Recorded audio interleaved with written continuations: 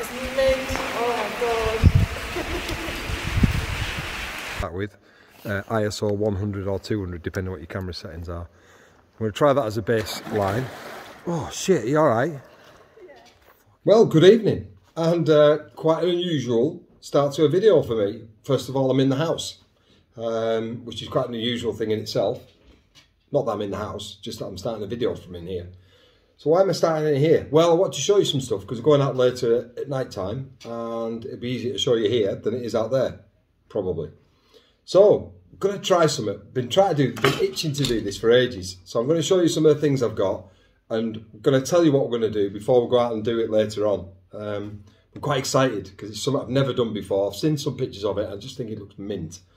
So, what do you need for this? You need some of this, steel wool. You need some of these, whisks. You need some of these, safety goggles. You need some gloves, which I have got but are not here, and a dog lead, or some sort of a lead or something like that. Some of you'll know straight away what it is that I'm doing, but I'm going to try and do some light trails with steel wool. So that's the plan.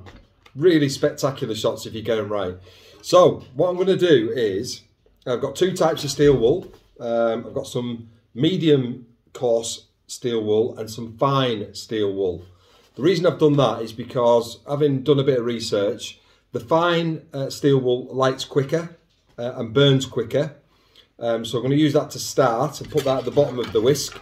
And then the medium one, I'm going to fill the top of this up with the medium coarse wool.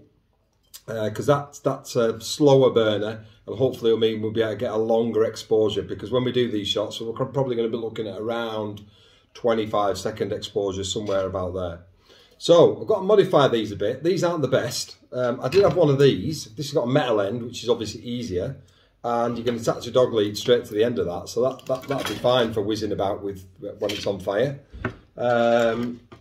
These are wooden ones, but I've searched around a few supermarkets and that's all they had. So I'm just going to modify these by sticking a cable tie through the end just to create a loop, just to chop that off, just to modify that a little bit really. So now that should be fine. I can attach a dog lead to that now.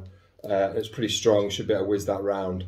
So I'm going to make these up in here, and I'll show you them made up in a minute. But basically putting the fine wire wool at the bottom and the medium at the top, and get these prepared, ready to go. You've got to be prepared to write these off. They're only buttons, they're only like £1.50 each. This stuff I got it from the steel wool I got from Screwfix, about £4, so maybe 8-10 quid for the lot. So it's going to cost you probably, if you've not got any of these lying about, probably about 20 quid to do this. It's a full night's entertainment, and some of the images you get will be spectacular. So 20 quid, worth an investment, I think. So I'll show you when I've finished some of these, and show you what they look like made up, and then I'll give you an idea about some of the settings before we set off. Right, so this is the fine stuff. I shove it in quite easily actually, it goes in quite easily that. I'm going to pull it down the bottom, just leave a bit stuck out. I've got a couple of lighters that I've procured. I'm just going to stick it in like that, and then I'm going to get some of this medium stuff, and I'm going to stuff. It's quite hard to pull apart actually. I've been cutting it with a pair of scissors like this. Just make sure I get these mixed up. I'm going to shove that in the top like that. So there you have it. So that'll be there's one. So it's got the fine stuff at the bottom and the coarse stuff, or the medium coarse, at the top. So the idea would be we'll light it at the bottom, attach our dog lead, get the camera set up, and then you start whizzing it round, and it creates sparks that fly everywhere and creates a really cool image. And I've got perfect location for it. Do I tell you? No, I'll wait till we get there. But it's brilliant. It should be. I've got this vision in my head. It'd be brilliant, honestly. It should be ace. So I'm going to do all these up. We're going to get on the road, and we'll see you down there. And hopefully I'll go through some of the settings and how we're going to do it. But that's the basic setup to get you started before we get there. Catch you later. Right, here we are. Well, we're not here yet. but we're not far away. When I turn this camera around, you're going to get a big clue as to where we're going.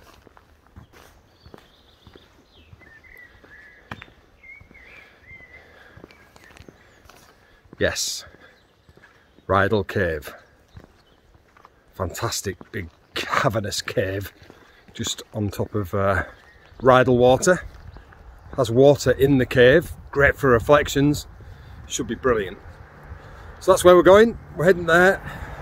So about 10-15 minute hike up to there,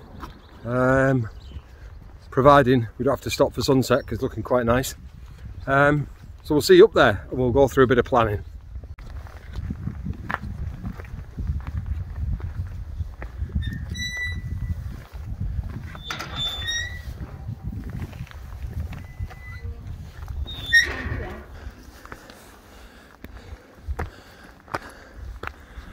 Here it is.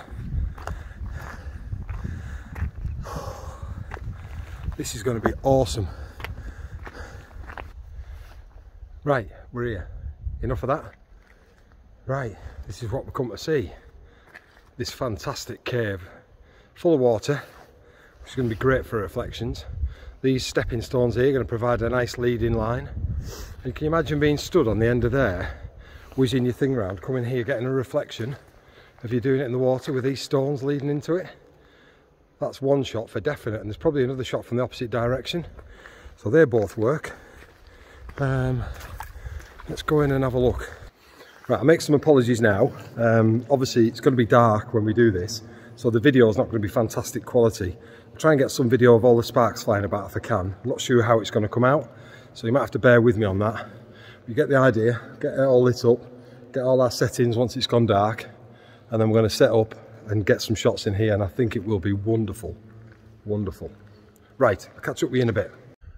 Just checking out this position here. Quite like it up here, quite elevated, looking into the cave. If you know, whizzing around with them, the stones leading into the light whizzing about, and if you could whiz it enough to make sparks fly all into the entrance, I think it could be really spectacular with the tree here. Maybe shot something like that. So I'll probably shoot one from here, at least two down at water level, and I've seen another one down the back of the cave, which might involve me getting into the water to get it. But there's at least 4 or 5 different options here, so we'll have to use the wire wool sparingly. We don't want to run out. So basically you tie the whisk to the dog lead. They're already full of the wire wool. You light the wire wool, you just whiz it round in circles really fast. And when it starts igniting, it flies sparks everywhere, and it creates quite a spectacular scene.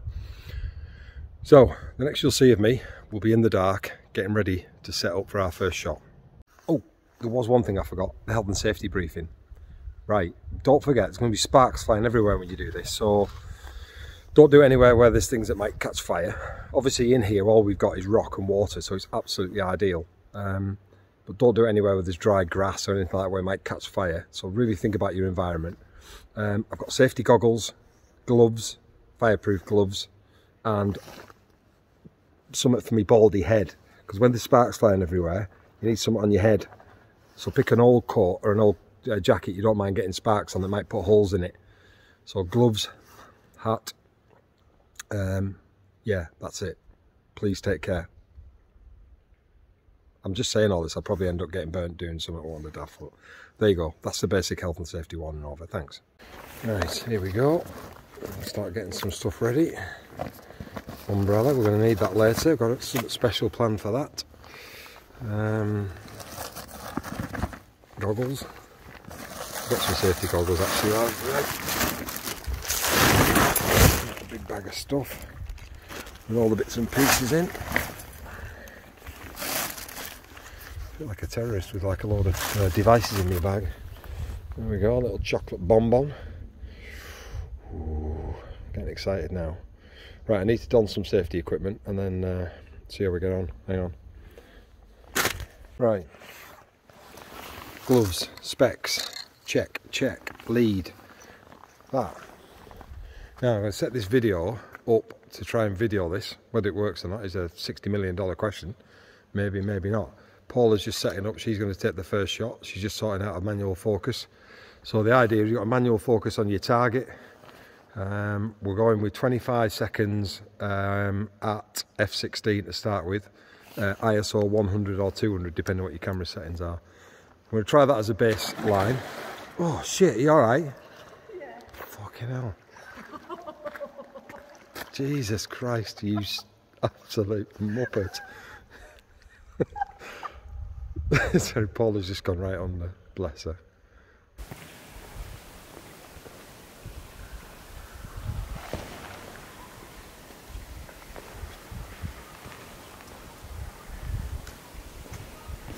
I'm going to start till you say you're ready. Yeah, but all I can see is your torch. It needs to be pointing downwards. Better?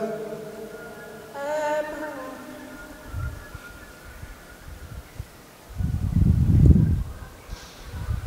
In a 10-second timer on, okay? Right, you count me down then. Right.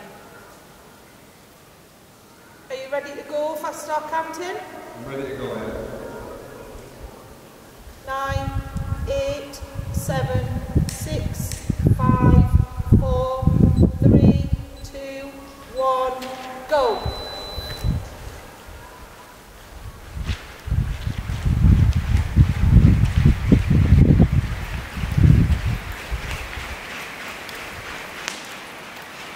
That's mint. Oh my god.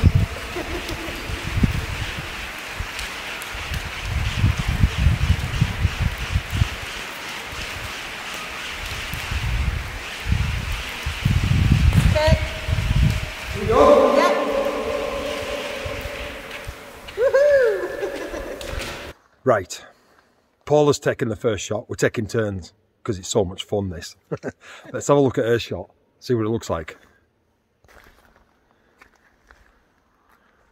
Oh my, oh, it doesn't show very good on this bloody phone, but I tell you what, it looks absolutely, it looks overexposed there, but trust me, it isn't. It looks absolutely brilliant. Oh, this is so much fun. The sparks everywhere. This is going to be class. Oh my God. Oh my God, I've just done my first one. I took the elevated position, which I thought would be the money shot. I'm so excited about this. I've never done this before, so this is, you have to excuse my excitement. This is just fantastic. Look at it. Oh, you can't really make it out. It just completely blows it out, really, but oh, just magnificent. Trust me. Right, let's find another one to do. Right, we've done a couple of standard jobbies, and what we're going to try now is I'm going to try and go behind Paula. She sat there with the umbrella. I'm going to try and shower her with sparks. Hopefully not kill her. I'll set her on fire and see if we can get a nice shower rainbow. That's the idea here. So I'm going to head off behind her, set it off, got the thing on a timer, and we'll see if we can pull this shot off.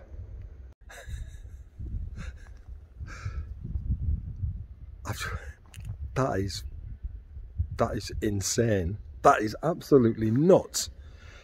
That is, we're going to call that a wrap, right? That last shot that we're setting up there, oh, mint.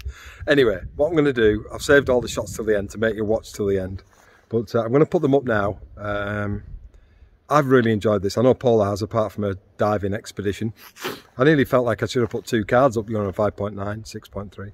But anyway, she's freezing cold, bless her, and she's been an absolute star there, just sitting there in the freezing cold. So I really appreciate it, love. Thank you for being my model. Until next time, I'll leave you with these images. Thanks for watching, and I'll catch up with you soon. Cheers now.